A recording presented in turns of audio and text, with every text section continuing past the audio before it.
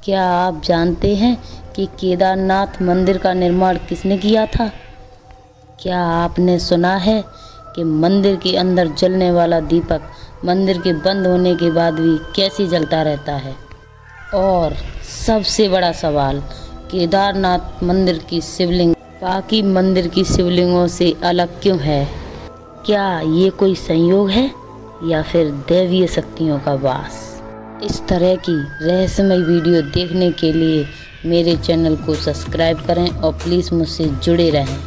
केदारनाथ मंदिर एक धार्मिक ही स्थल नहीं बल्कि आस्था और चमत्कारों का प्रतीक है।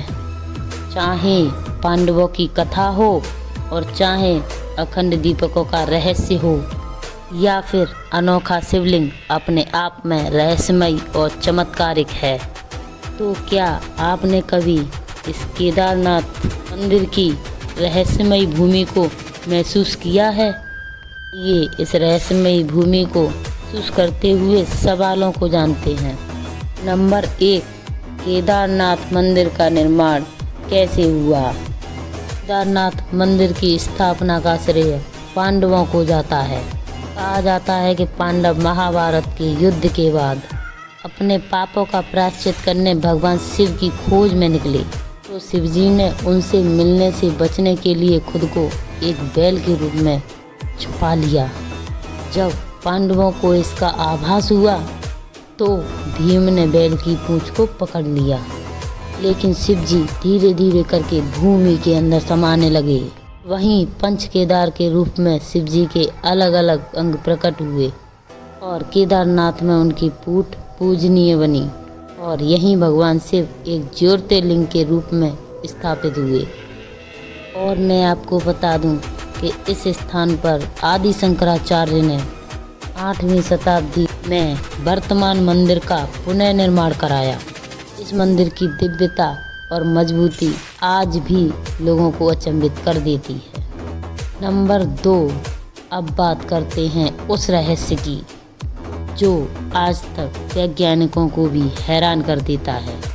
केदारनाथ धाम मंदिर में एक दीपक सदियों से जल रहा है। आश्चर्य की बात यह है कि ये दीपक मंदिर के कपाट बंद होने के बाद भी बुझता नहीं है। हर साल दिवाली के बाद केदारनाथ धाम मंदिर के कपाट 6 महीनों के लिए बंद कर दिए जाते हैं। इस समय शीतकाल में यह क्षेत्र बर्फ से ढक जाता है, लेकिन जब मंदिर के द्वार दोबारा खोले जाते हैं तो दीपक जलता हुआ ही मिलता है।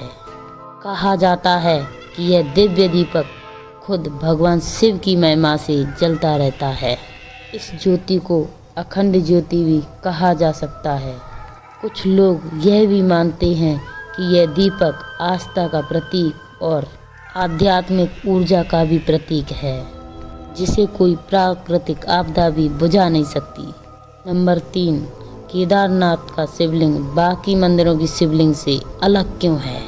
भारत के ज़्यादातर शिवलिंग गोलाकार या फिर बेलनाकार होते हैं, लेकिन देखिए केदारनाथ का शिवलिंग बिल्कुल ही अलग है। ये प्राकृतिक रूप से उभरी हुई एक विशालकाय शिला के रूप में स्थापित है। यह शिवलिंग शिव जी के कुबड़ का प्रतीक माना जाता है और इसका आकार किसी अन्य शिवलिंग से मेल नहीं खाता है। कहा जाता है कि यह दिव्य रूप स्वयं ही प्रकट हुआ था और यही कारण है कि इसे स्वयंभू ज्योतिर्लिंग कहा जाता है। वैज्ञानिकों के अनुसार शिवलिंग का निर्माण हिमालय की प्राकृतिक चट्टानों से हुआ है, जो लाखों वर्षों से इसी रूप में बना हुआ है।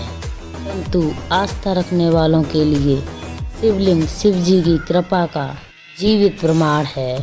अगर आपको हमारा ये वीडियो अच्छा लगा है तो आप वीडियो को लाइक करें, शेयर करें और सब्सक्राइब करें। प्लीज़ बेल आइकन को दबाना ना भूलें। हर हर